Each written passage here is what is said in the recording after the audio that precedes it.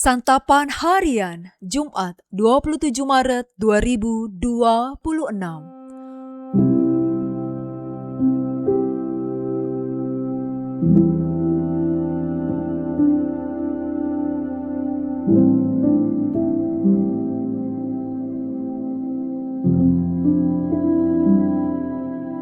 Inilah program Santapan Harian, sebuah program yang mengajak Anda menelusuri isi Alkitab, agar Anda menemukan makna firman Tuhan sesuai dengan konteksnya.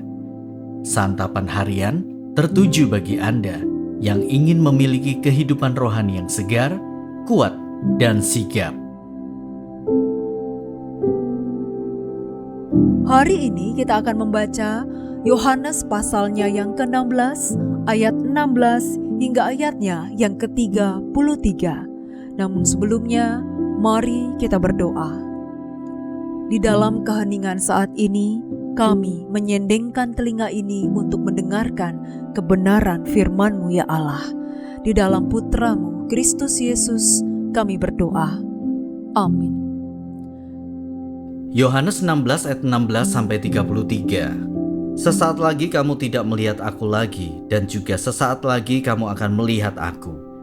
Beberapa dari muridnya berkata seorang kepada yang lain, apakah artinya ia berkata kepada kita, sesaat lagi kamu tidak melihat aku, dan juga sesaat lagi kamu akan melihat aku, dan aku pergi kepada Bapa? Lalu kata mereka, apa artinya ia berkata sesaat lagi? Kita tidak tahu apa maksudnya. Yesus tahu bahwa mereka hendak menanyakan sesuatu kepadanya, lalu ia berkata kepada mereka, apakah kamu membicarakan seorang dengan yang lain apa yang kukatakan tadi? Yaitu sesaat lagi kamu tidak melihat aku, dan juga sesaat lagi kamu akan melihat aku? Sesungguhnya aku berkata kepadamu, kamu akan menangis dan meratap, tetapi dunia akan bergembira. Kamu akan berduka cita, tetapi duka citamu akan berubah menjadi sukacita. Seorang perempuan berduka cita ketika ia melahirkan, karena saatnya telah tiba. Namun sesudah ia melahirkan anaknya, ia tidak ingat lagi akan penderitaannya, karena kegembiraan bahwa seorang manusia telah dilahirkan ke dunia. Demikian juga kamu sekarang berduka cita, tetapi aku akan melihat kamu lagi dan hatimu akan bergembira, dan tidak ada seorang pun yang dapat merampas kegembiraanmu itu dari kamu. Pada hari itu kamu tidak akan menanyakan apa-apa kepadaku.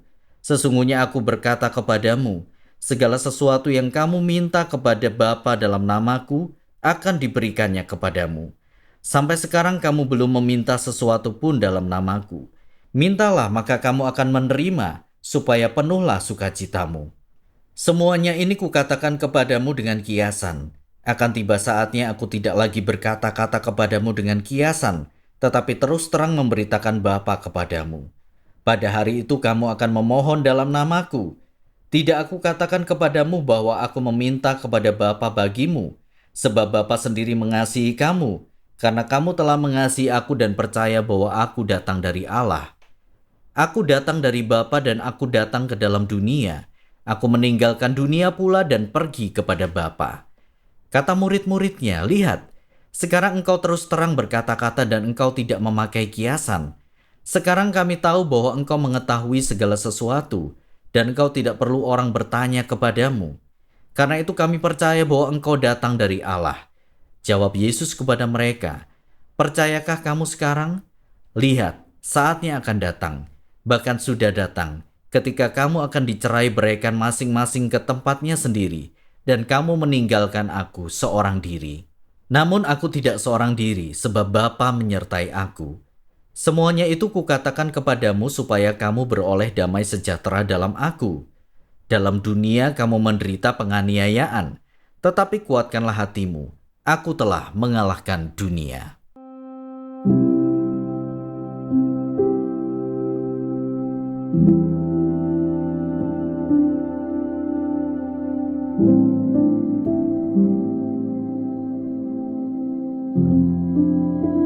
Sahabat Scripture Union Indonesia, kita cukup akrab dengan perpisahan.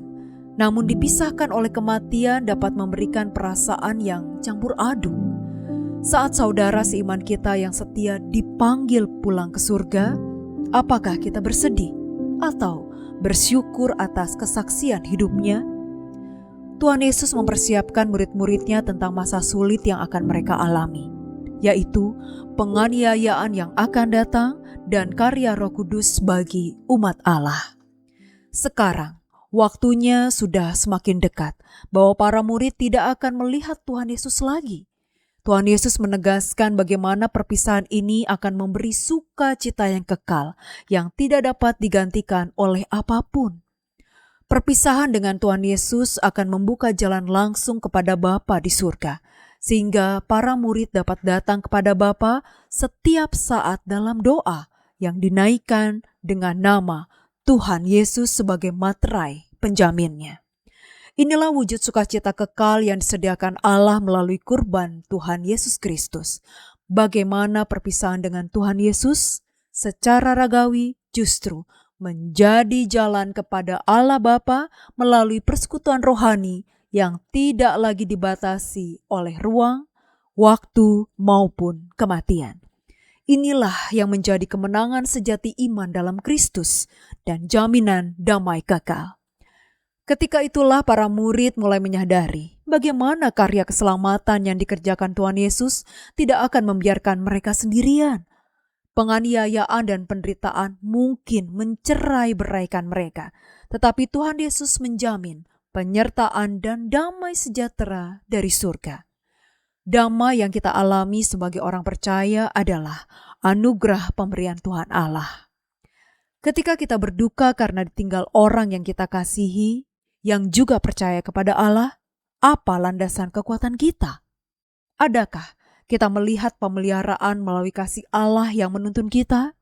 Adakah damai sejahtera Allah yang menguasai pikiran dan realitas hidup memberi kita kekuatan di tengah pergumulan? Apa landasan sukacita kita sebagai orang yang beriman kepada Tuhan Yesus? Mari kita berdoa.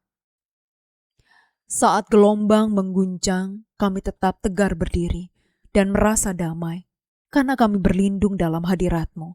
Kami percaya Engkau memegang kendali hidup kami. Teguhkan hati kami untuk tetap berharap dan berjalan dalam iman kepadamu. Di dalam nama-Mu Yesus, kami berdoa. Amin.